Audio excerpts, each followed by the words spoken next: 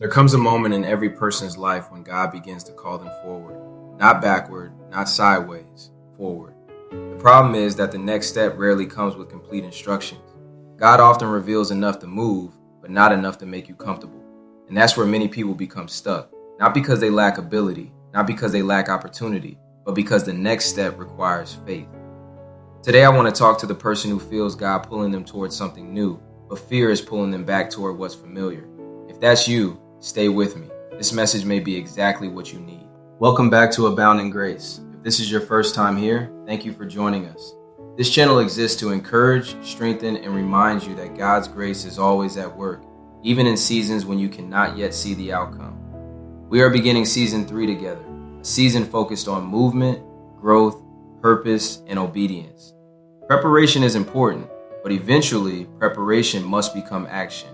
Let's talk about it. One of the greatest dangers in life is becoming comfortable where God meant you to grow. Comfort feels safe, predictable, manageable, but comfort zones often become spiritual prisons. Many people are asking God for something new while refusing to let go of the old. Yet throughout Scripture, movement often preceded breakthrough. Abraham had to leave his homeland before receiving the promise. Moses had to leave Midian before leading a nation. The disciples had to leave their nets before following Jesus. Israel had to leave Egypt before entering the promised land.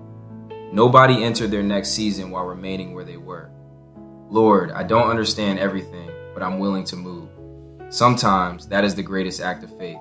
Genesis 12:1. The Lord had said to Abram, "Go from your country, your people, and your father's household to the land I will show you." Notice what God did not say. He did not provide a map. He did not explain every detail. He said, "Go." Faith often begins where certainty ends. Most people don't resist because they're rebellious. They resist because they're afraid. Fear asks, what if I fail? What if I'm wrong? What if it doesn't work? What if people don't understand? Faith asks a different question. What if God is already waiting for me on the other side of obedience?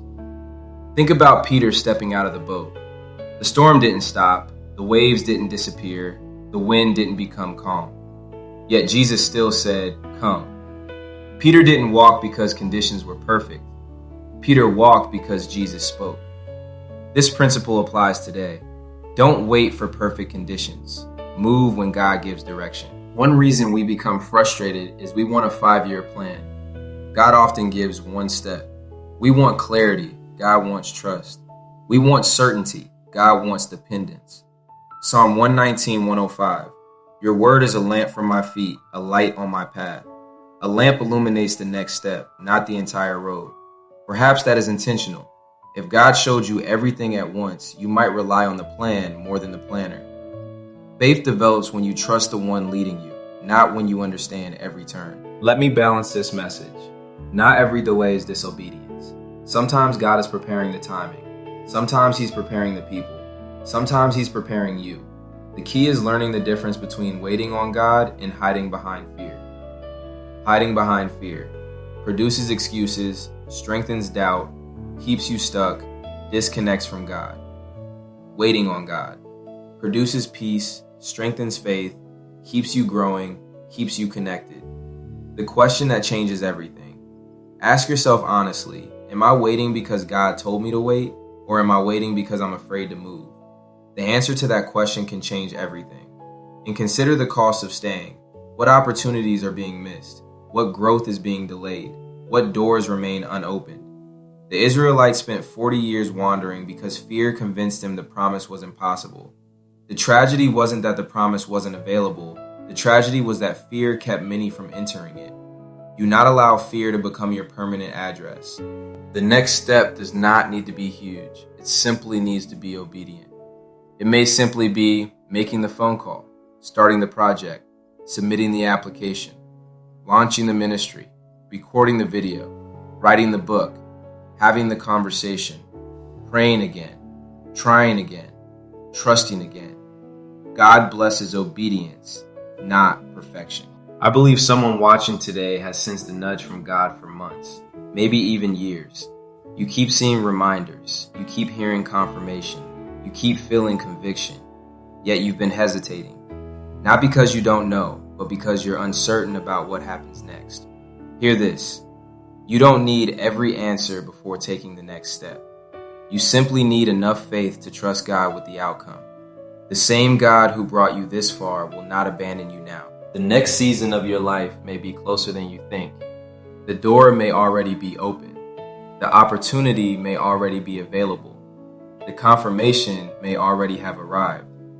The question is no longer, will God move? The question is, will I? Faith is not believing nothing can go wrong. Faith is believing God remains faithful, even when things are uncertain. So if God is calling you forward, take the step. Trust Him, follow Him, and watch what happens next. Thank you for spending these moments with me. If this message encouraged you, leave a comment below and answer this question. What next step is God asking you to take? Your testimony may encourage someone else. Don't forget to like, subscribe, and share this message with someone who needs the courage to move forward.